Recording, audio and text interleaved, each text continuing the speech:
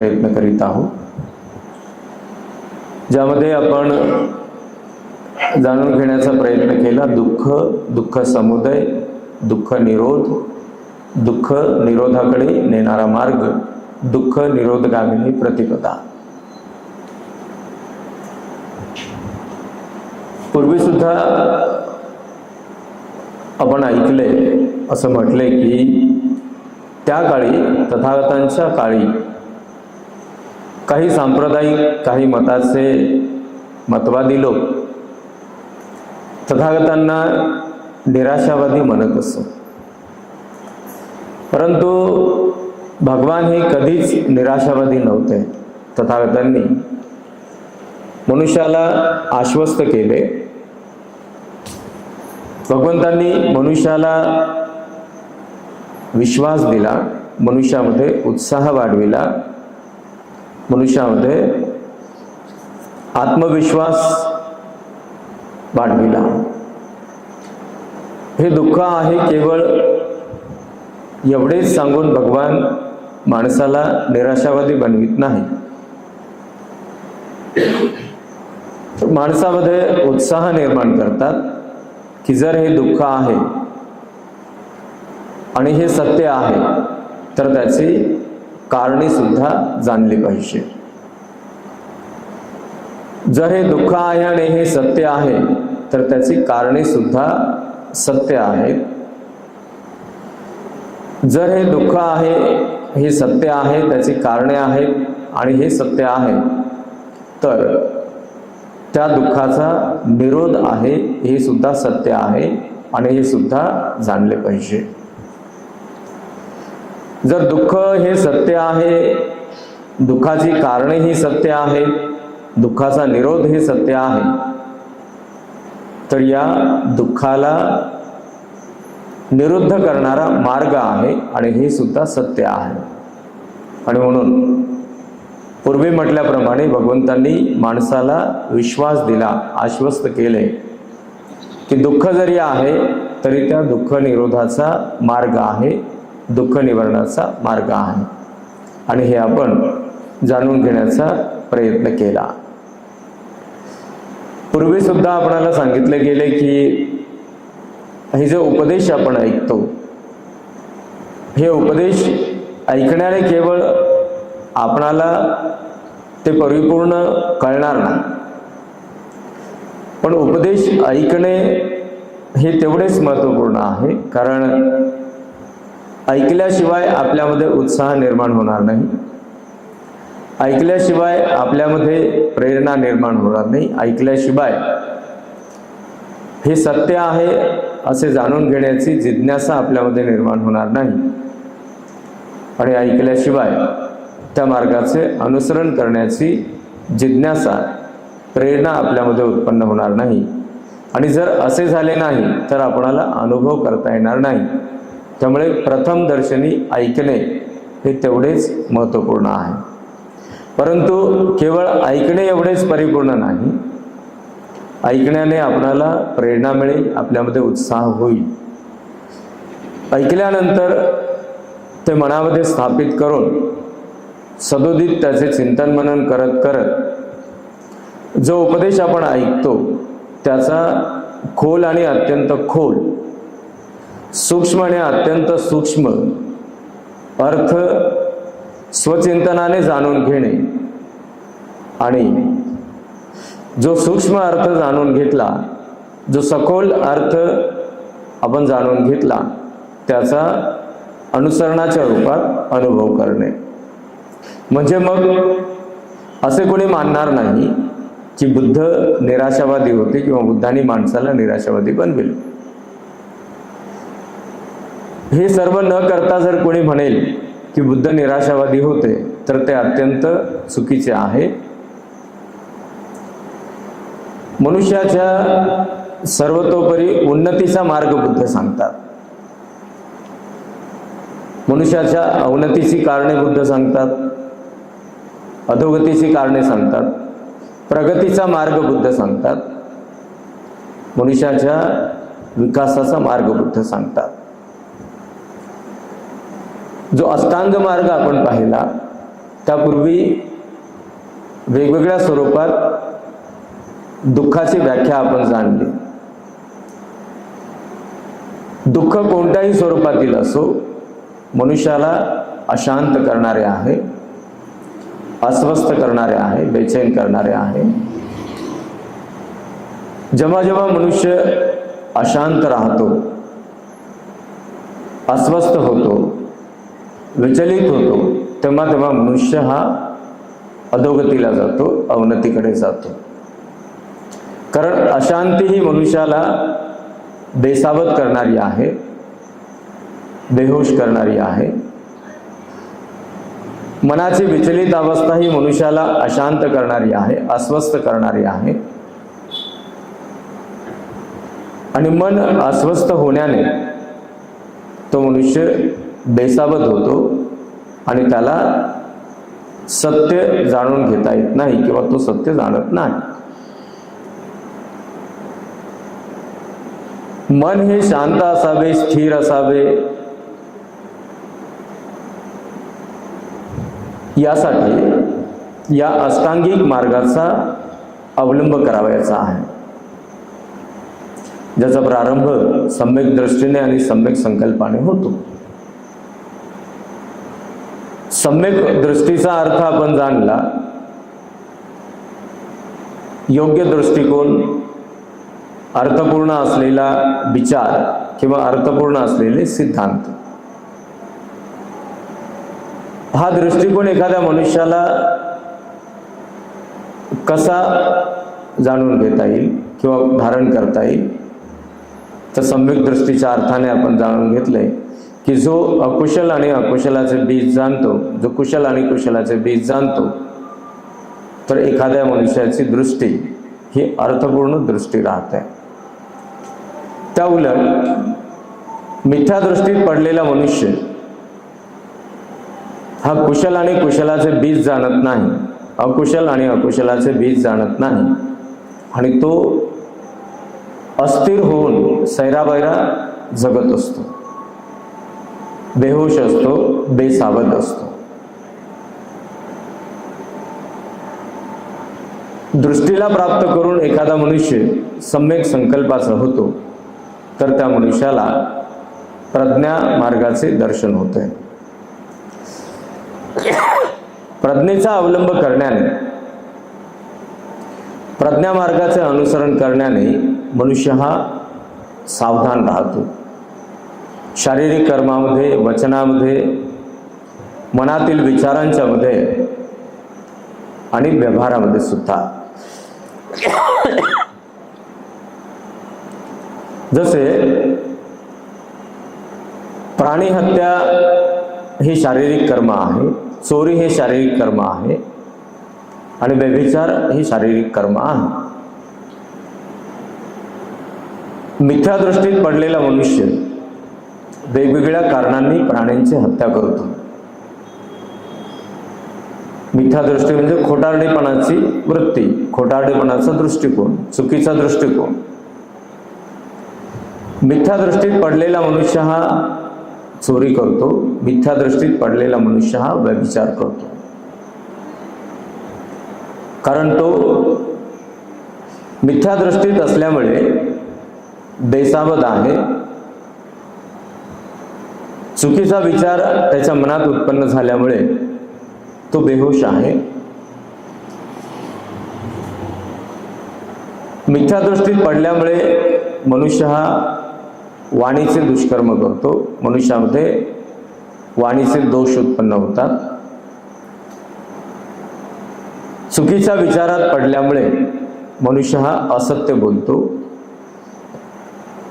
मिथ्या दृष्टीत असल्यामुळे मनुष्य हा कुणाची निंदा नालस्ती करतो, टिंगलटवाळी चहाडी चुगडी करतो.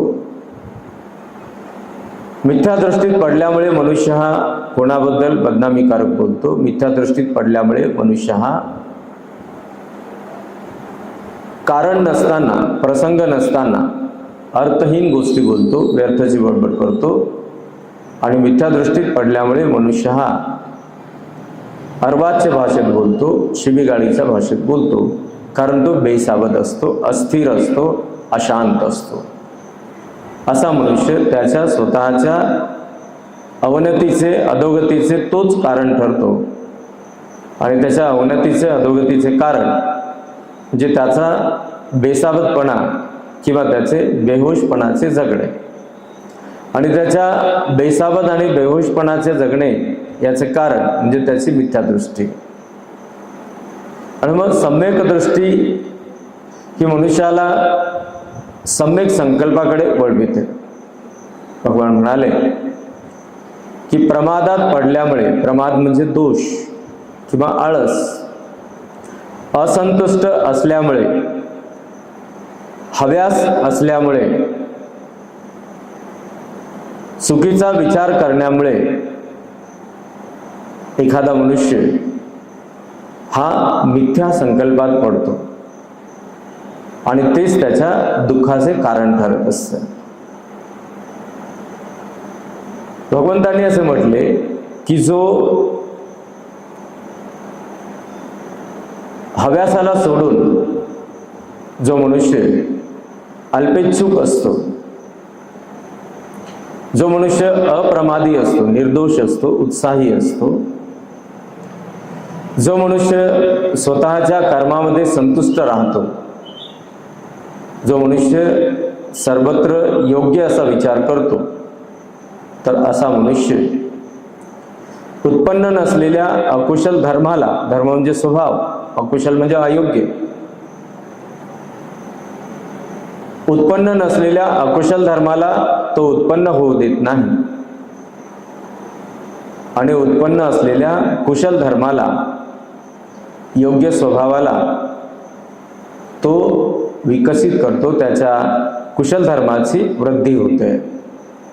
म्हणजे तो मनुष्य अल्पेच्छुक आहे,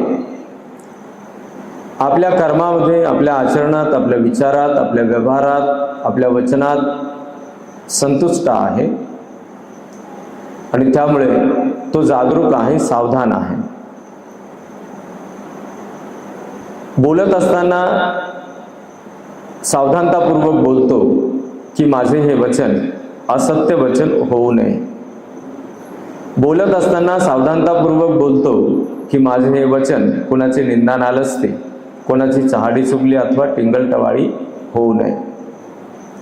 बोलत असताना सावधानतापूर्वक बोलतो की माझे हे वचन कुणाच्या बदनामीचे कारण ठरू नये.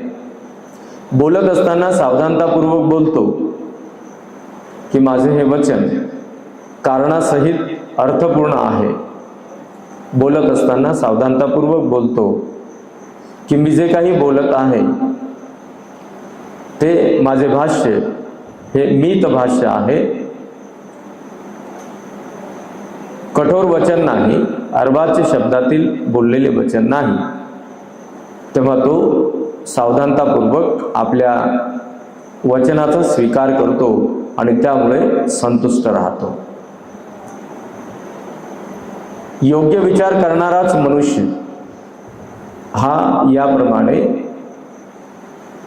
उत्पन्न असलेल्या अकुशल धर्माला नष्ट करतो, उत्पन्न असलेल्या कुशल धर्माला विकसित करतो,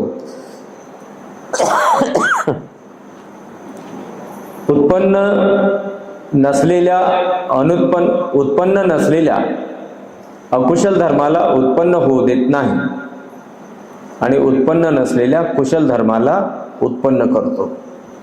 कारण तो अल्पेच्छुक आहे, तो सावधान आहे, तो स्थिर आहे, तो संतुष्ट आहे आणि योग्य विचार करणारा आहे. हे सर्व त्या मनुष्यामध्ये जे गुण दृष्टीत पडतात त्याचे कारण तो मनुष्य सम्यक दृष्टीचा आणि सम्यक संकल्पाचा होतो. सम्यक दृष्टी आणि सम्यक संकल्प म्हणजे प्रज्ञा आहे. बुद्ध म्हणाले प्रज्ञेचा मार्ग अवलंब करून कोणीही मनुष्य सर्वतोपरी उद्योगी बनून, उत्साही बनून विकासाच्या दिशेने वाटचाल करतो. जीवितपर्यंत संतुष्टीला धारण करून तो प्रगतीपूर्वक आपले जीवन जगतो. हा विकास आणि ही प्रगती प्रथमदर्शनी आपल्यामध्ये असलेल्या मनुष्यत्वाबाबत जाणले पाहिजे. प्रथमदर्शनी मनुष्य जोपर्यंत आपल्या मनुष्यत्वाचा विकास करत नाही, मनुष्यत्वाचे जीवन जगण्यात तो यशस्वी होत नाही, तोपर्यंत भौतिक जगात वावरत असताना जे उद्योग करतो, जो व्यवसाय करतो, जे कर्म आणि कष्ट करतो, त्यामध्ये यशस्वी होऊ शकत नाही. आणि जर एखादा मनुष्य आपल्या मनुष्यत्वाला जाणण्यात अपयशी ठरला तर त्याचे कारण म्हणजे तो बेसावध आहे, तो बेहोश आहे. एखादा मनुष्य स्त्री असो अथवा पुरुष असो, एखादा व्यक्ती आपल्या मनुष्यत्वाला विकसित करू शकला नाही तर मग मात्र त्याने धारण केलेला स्वीकारलेला उद्योग असेल तर तो उद्योग सुद्धा त्याच्या अधोगतीचे कारण ठरत असते. त्याचा व्यवसाय सुद्धा त्याच्या अधोगतीचे कारण ठरत असते. कारण हा बेसावध असलेला मनुष्य जो उद्योग करतो, जो व्यवसाय करतो, जे कर्म करतो, ते मिथ्या दृष्टीच्या परिणामाने करतो आणि म्हणून ते त्याच्या अवनतीचे अधोगतीचे कारण ठरत असतं. पूर्वी अनेकदा आपण ऐकत आलो आहोत, प्रज्ञा याचा अर्थ डॉक्टर बाबासाहेब आंबेडकर एका शब्दात सांगतात आणि तो म्हणजे शहाणपणा. शहाणपणा हा कशा प्रकारे विकसित होतो? बुद्ध त्याला सखोल अर्थाने विशद करतात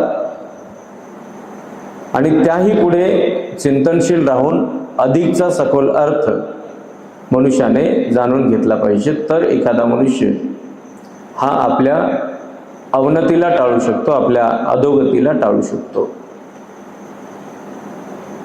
भगवान म्हणाले, विकुन्नू, हे जे अवनतीकडे अधोगतीकडे जाणारे लोक असतात,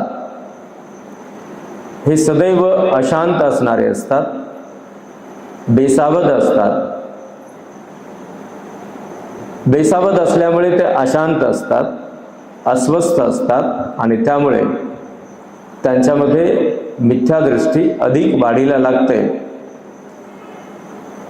ते मिथ्या संकल्प अधिक वाढवितात आणि मिथ्यादृष्टीच्या, मिथ्या संकल्पाच्या कारणाने ते स्वतःला दुःख देतात, ते इतरांना सुद्धा वाईट वाटणारे दुःख देत असतात. यातून असे कुठेही जाणवत नाही की भगवंतांनी मनुष्याला निराशावादी बनविले. त्या उलट भगवान बुद्ध मनुष्याला आशावादी बनवितात. जगाच्या पाठीवर आधुनिक जगात किंवा त्याही काळामध्ये जे काही तत्वज्ञानी होऊन गेले, जे काही विद्वान होऊन गेले, ते सर्वच तथागतांच्या सिद्धांताचा, तत्वज्ञानाचा अवलंब करताना आपण पाहतो. जगभरात अतिशय विद्वान असा एक अर्थतज्ञ अलीकडच्या काळी होऊन गेला, ज्याचे नाव अमर्त्य सेन आहे. जगातला प्रतिष्ठेचा पुरस्कार अमर्त्य सेनला मिळतो, नोबेल पुरस्कार मिळतो. त्यावर प्रतिक्रिया देत असताना अमर्त्य सेन असं म्हणतो की बुद्धाच्या कार्यकारण सिद्धांताचा अवलंब केल्यामुळे मला अर्थतज्ञ होता आले, किंवा माझ्या अर्थकारणाच्या सिद्धांताचा आधार बुद्धाचे सिद्धांत आहेत, विशेष करून बुद्धाचा कार्यकारण सिद्धांत आहे. पुरातन काळात होऊन गेलेले अल्बर्ट आइन्स्टाईन सारखे तत्वज्ञानी जे जगप्रसिद्ध विद्वान ठरले आणि ते सुद्धा असे भाष्य करतात की बुद्धाच्या तत्वज्ञानाला जाणले नसते तर कदाचित मला हे अशक्य झाले असते.